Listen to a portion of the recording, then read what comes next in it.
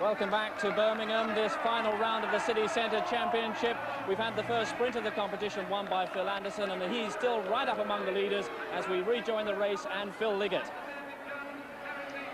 And as you join us again, it is Phil Anderson now trying to go clear and win this Kellogg's Championship. He's attacked the whole field since the special sprint, and the chase very much on behind. Confirmation there. Phil Anderson won the King of the Sprints first round tonight with 5 points. Alan Piper 3, Steele Bishop, the new world champion, third with 2, and Phil Baton fourth with 1. And the overall positions now are: Anderson leads that competition with 42 points. Piper stays second with 26. Bishop stays third with 17, and Baton fourth with 15. But all the action now very much on this circuit. Anderson is making this a serious attack. He's trying to go clear on his own, and all the crowd are behind him. These two riders are about to be lapped by Phil Anderson in green, and Anderson looks over his shoulder here to see who's chasing, and of course it's the main field containing the yellow jersey of Phil Thomas. This is quite a tremendous attack, Jeff.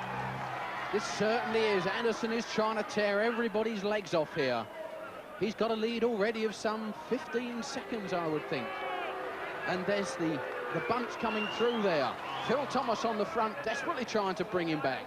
He's got Sid Barris in the same team trying to help him there. But at the moment, everything's left to Phil Thomas. And Anderson there really working the whole field over. Well, Anderson still has 31 laps to race, and the crowd are trying to lift Anderson all the way up Temple Street here.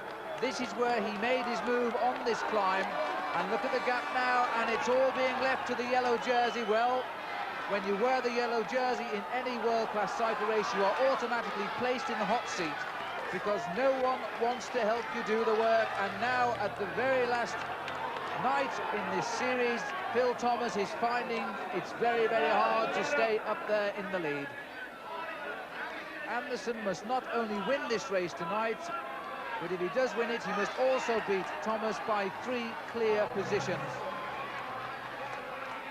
Well, with me in the pits, Anne Anderson, wife of Phil Anderson. You're getting pretty excited, aren't you? Yeah, looks good. He's out on a break on his own. What do you make of that break? Well, I think he's desperate to do everything in his power to try to win the series tonight. It's his last chance, and he's giving it everything. You're a bit worried that he hasn't got any support up there? Well, there aren't too... I think Phil Thomas has an advantage. He's got more teammates who will help him, but maybe a couple other guys will help Philip. But the difficult thing, I think, is he has to have 2 or 3 guys behind him in front of Phil Thomas to win the series, and I don't know how he's going to make sure that happens. He certainly seems to have some support among the crowd, though, doesn't he? Yeah, that's good. It's great. Fantastic. Okay, Anne, keep your fingers crossed. We'll get back to the race.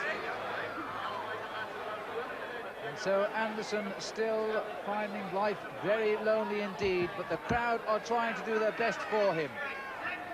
Cheers all the way around, because to these people in Birmingham, they're seeing one of the finest road racing cyclists in the world at the moment. 5th in the Tour de France 2 years ago, 10th in the Tour de France this year. The only Australian ever to wear the yellow jersey as leader of that great race. And in just a week's time, Anderson will try to win the world title in Switzerland for Australia. Well, he's proved to be a star of the series. He leads at the moment by 15 seconds. His positions in the last 4 events have been absolutely marvellous. He was second to Thomas at Bristol. He beat Thomas at Glasgow. Then he finished just outside the top 6 at Nottingham, but just 1 place behind Thomas. And then he finished 5th in Manchester. Now he wants to win, and he needs Thomas to finish worse place than 4th to take the championship. There's 10 points overall for tonight's winner, and 1 point for the 10th man. And Anderson's advantage before this evening was just 2 points. Well, Anderson, the former Commonwealth Games champion in 1978, is certainly choosing the hard way to try and win this series, Jeff. When he goes, he certainly goes, doesn't he, Phil? That is a power-packed rider there. He's pulled another 4 seconds out of this bunch already. and he's tearing them to shreds. There's no doubt about that. He's displaying here something that a lot of riders wish they had: the guts, the courage, the determination, the sheer power of this man. Got his feet securely strapped to those pedals so that he can get every ounce out. Look at the way he's crashing up this climb of Temple Street there.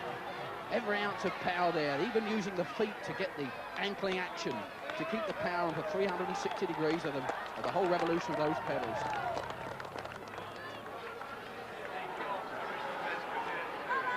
Well, this superb crowd are doing their best to raise Phil Anderson. They're clapping him all the way round this 891-yard circuit. Ian Banbury, Alan Piper are the riders at the front of this group.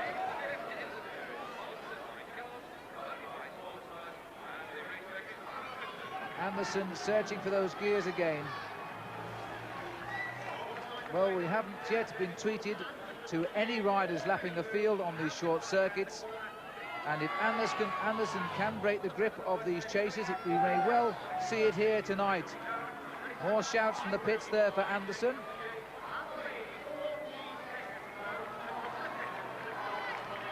And look at the face of Anderson. There's the pack coming through behind now.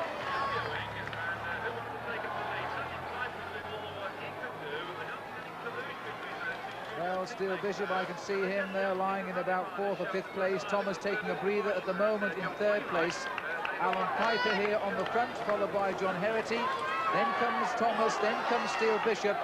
These are the riders who have always been in the thick of the action in this series. And there's quite clearly no love lost between Alan Piper and Phil Anderson, because they both race for the same team in France. They're both Australian, and yet here we have Alan Piper chasing the man out in front. And there he is, Phil Anderson, cutting a lonely trail over the finishing line with 26 laps still to go.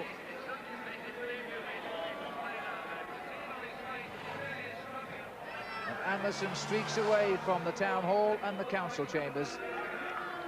And his lead is now 16 seconds, so he's nosed out. One more second, one very, very valuable second, as it may well turn out to be. The pack can now only just see him in this straight. And no one is helping out Alan Piper now at the front in the chase, and Phil Thomas might well here have decided that he can't catch Thomas, but he will make sure of 2nd place in the sprint at the finish, which would certainly be good enough to give him the overall victory in the championship. Jeff, if you were in Phil Thomas's place now, what would be your tactics now with Anderson clear? Well, I'd be very, very worried indeed, because that man has flown, and there's no way, I don't think, that Phil Thomas is going to get him back. The only way he's going to come back is if he blows. He's gone very early indeed, and he's a very courageous rider, a very strong rider, but he's got a long, long way to go. Phil Thomas, it means now, has really got to consider winning the bunt sprint or coming